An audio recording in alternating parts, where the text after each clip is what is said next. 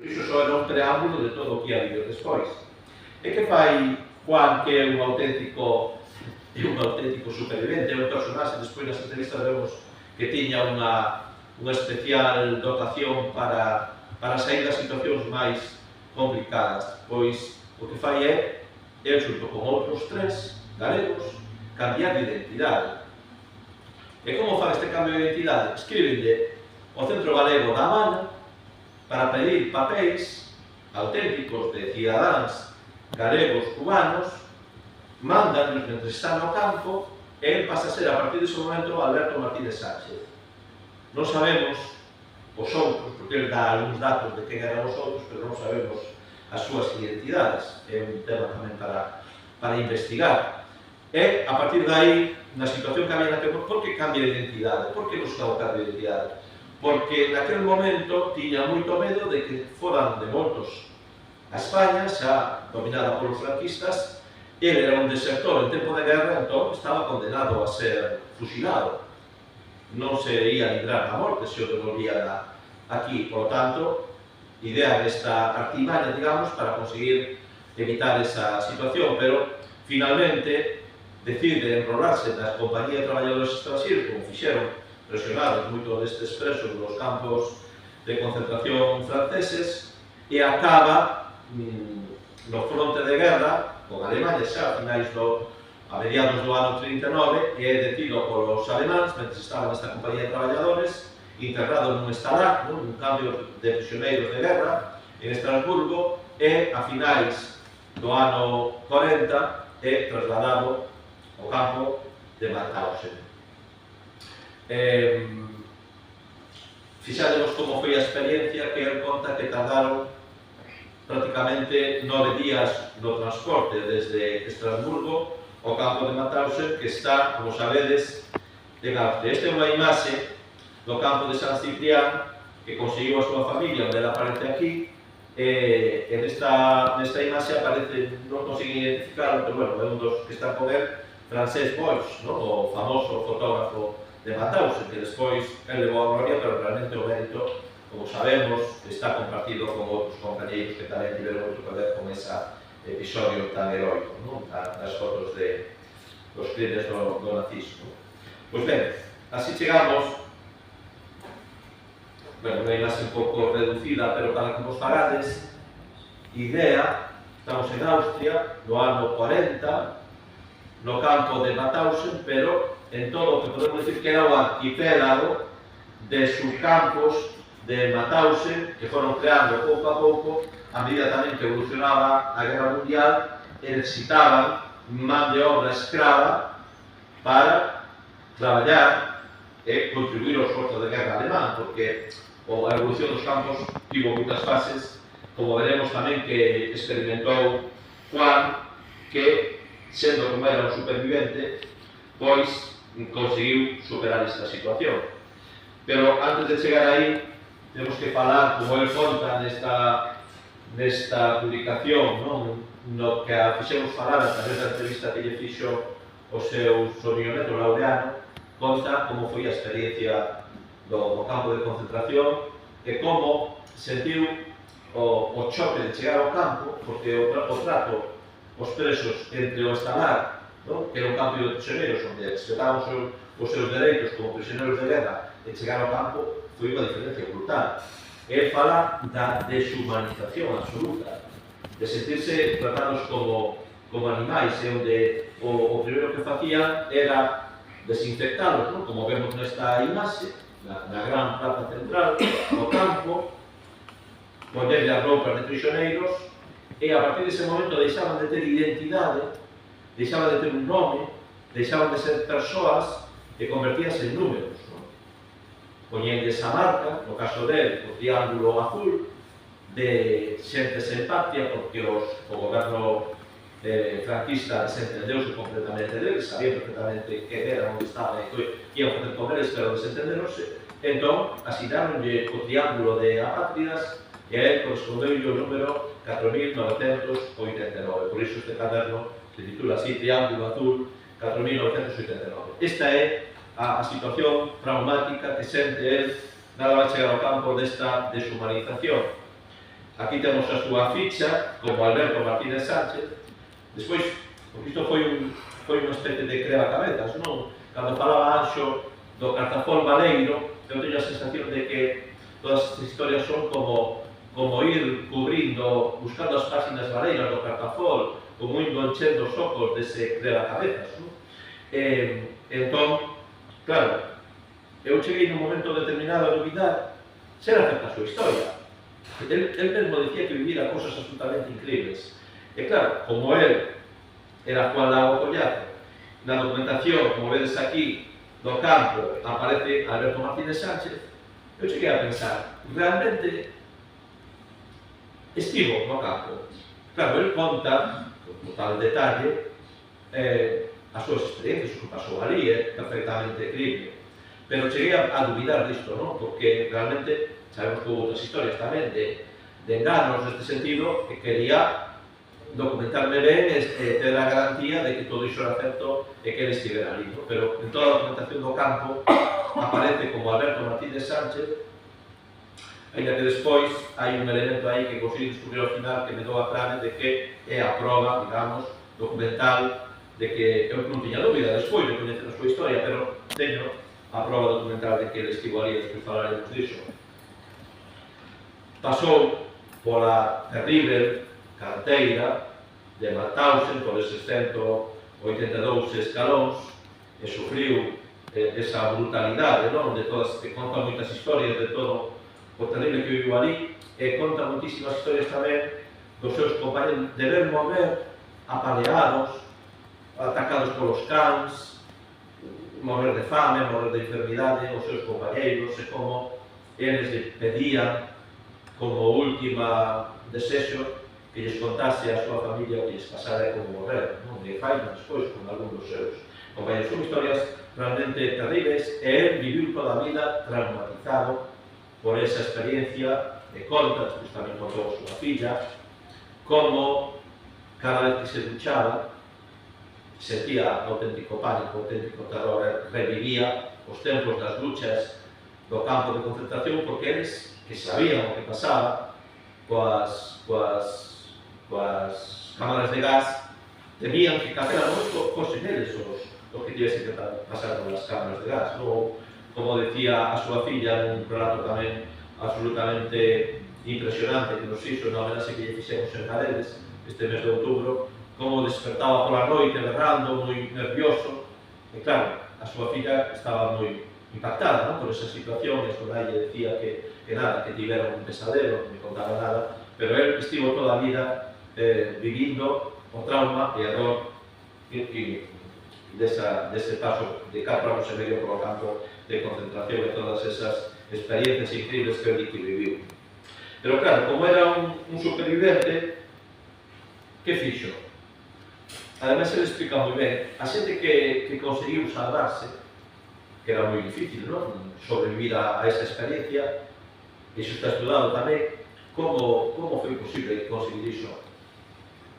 El fala das claves no relato que recollemos aquí, de cambios que permitiron que algunhas persoas, moi poucas, sobreviviran aos campos de exterminio.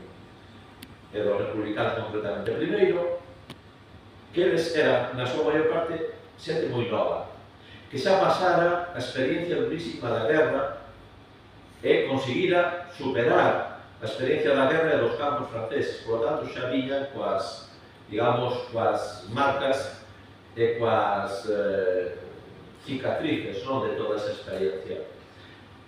En segundo lugar, que era xente que tiña ideais e que nos momentos de máis debilidade, pois tiña esses ideais, tiña o compañerismo, tiña o grupo, tiña o colectivo para coller forzas e para sobrevivir a esas situacións. Que se buscaron a vida e conseguiron postos na intendencia do campo. Ele ofreceuse sempre para cando buscaban alguén, non tiña nin idea de que nin de carpinteiro, nin de canteiro, nin de albanel, nin nada, pero viñan a facer a de ladrillo, e finalmente conseguiu, ofreceuse tamén para ser barbeiro, non tiña nin idea de barbeiro, pero ele era un buscavidas, era unha persoa que procuraba ter unha vida ordenada, de fía, de higiene, de disciplina, e intentar. Entón, aquí tamén temos un elemento que é moi contradictorio, non? E que é moi traumático, e que crea unha especie de sentimento de culpa por moitos dos superviventes, non? Que se sinten que de alguna maneira eles conseguiron salvarse porque tiveron estes beneficios e outros quedaron ali porque non os tiveron, pero esa foi a realidade. E a experiencia tan dura e tan dramática dos campos, das prisións franquistas tamén, que pasou isto, e ele conseguiu superar esa situación gracias a iso e pasando por situacións realmente terribles. Cando antes víamos o mapa dos subcampos, temos que explicar que ele realmente tamén, porque se ofreceu para estes traballos, foi pasando por varios subcampos e acabou nun que estaba nas montañas dos Alpes, Erensi, e aí é onde é liberado. E temos aquí,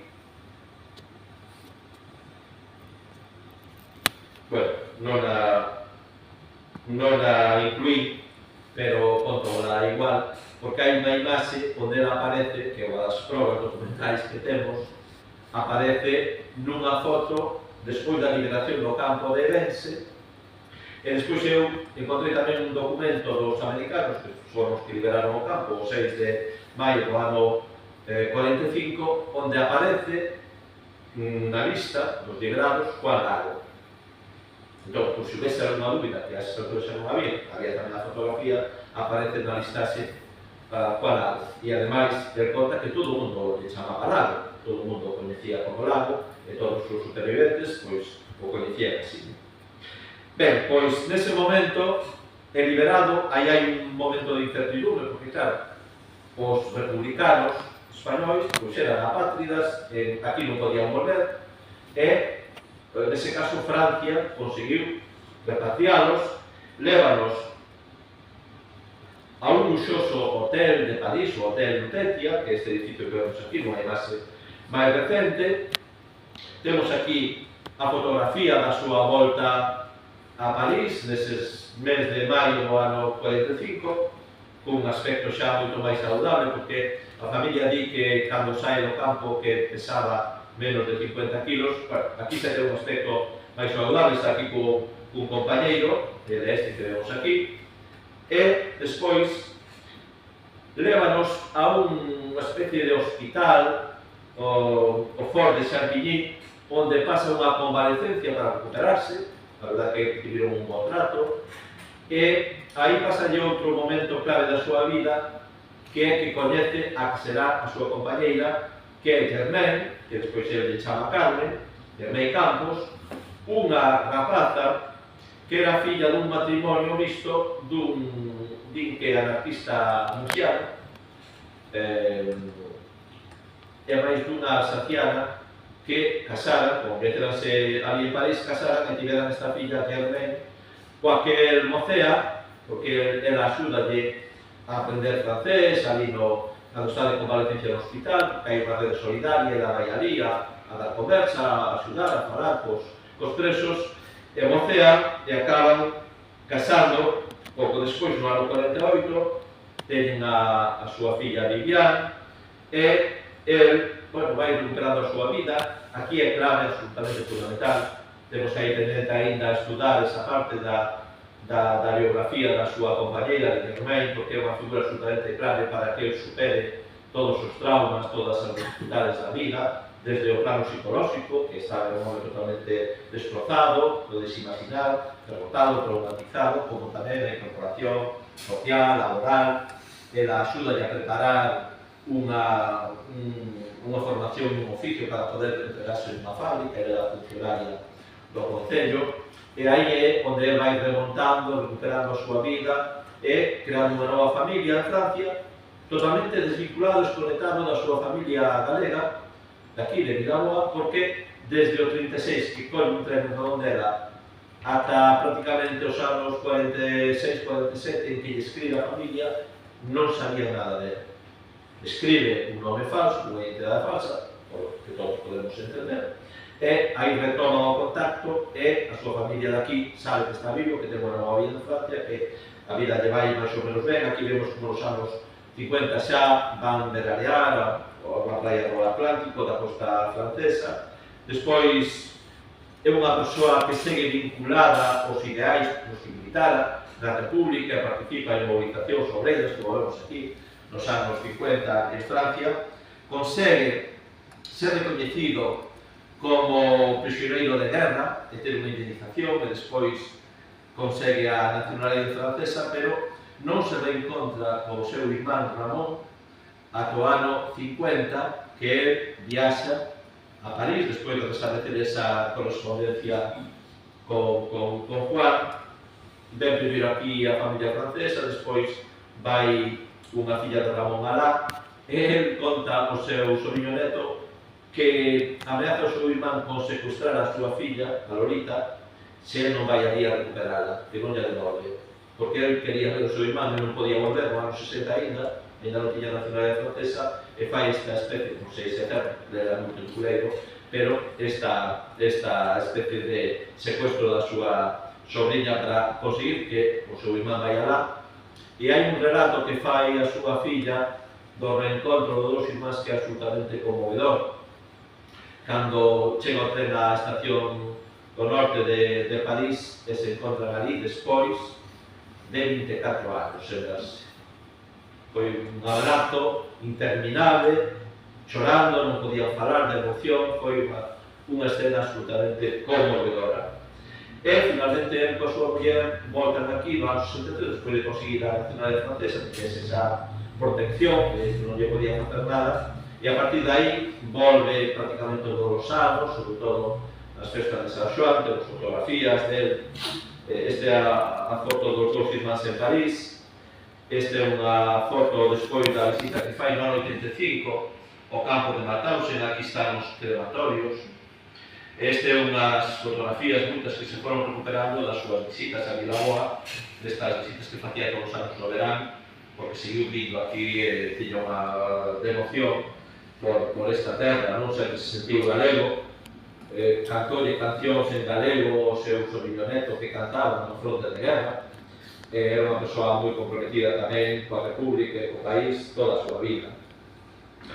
E así chegamos a este momento en que na Regaduxa decidimos estas vidas en facer estes homenaxes, pero conseguimos facer unha preciosa homenaxe a Juan Lago, coa súa familia francesa, coa súa familia galega, o 5 de outubro deste ano, na canteira de Paredes, onde colocamos esta placa na súa lembranza, en homenaxe de todo o povo de Vilaboa, no 80 aniversario da liberación dos campos, e tivemos aquí a súa familia galega e francesa unida, emocionada e reconfortada en poder ver que, por fin, o seu irmán, o seu pai, o seu avó, o seu tio-avó, o seu familiar recibía o reconhecimento nun acto, xa vos digo, moi emotivo e moi participativo, onde presentamos tamén este caderno que hoxe temos aquí.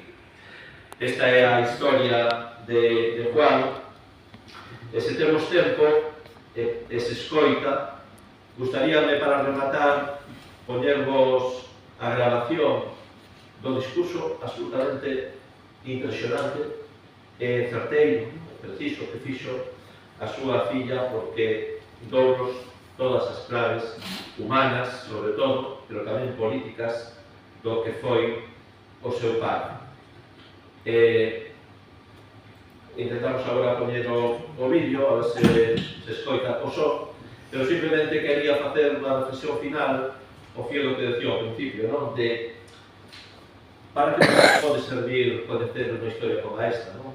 E sobre todo pensando nas xeracións máis novas, pois eu creo que ten que ver con esa función que ten a memoria de utilidade, non como rexistro do pasado, senón de utilidade do presente, é dicir, de poñer de relevo valores nos que militaban estas persoas nun tempo absolutamente adverso, como podedes imaginar, como todo o que contamos aquí, e que mantiveron sempre en pé eses valores, esa ética, non? Esa dignidade, esa firmeza, non? Ese compromiso, esa militancia en ideas tamén que teñen que ver coa equidade, coa justiza social, cos dereitos humanos, cos dereitos das persoas, e coa loita antifascista. Toda forma de autoritarismo, muchos de ellos a costa de sus vidas. Gracias, Luis, por tu iniciativa de conmemoración y por organizar este momento tan emocionante para mí y para mi familia.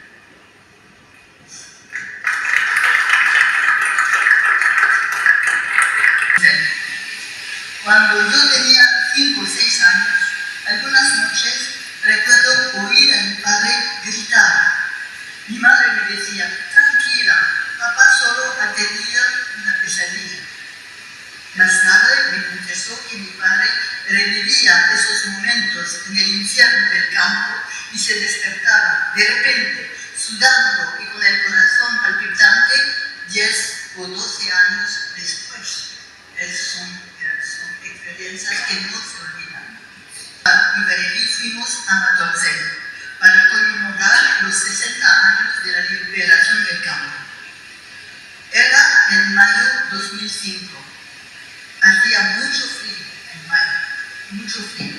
Y entrar por la puerta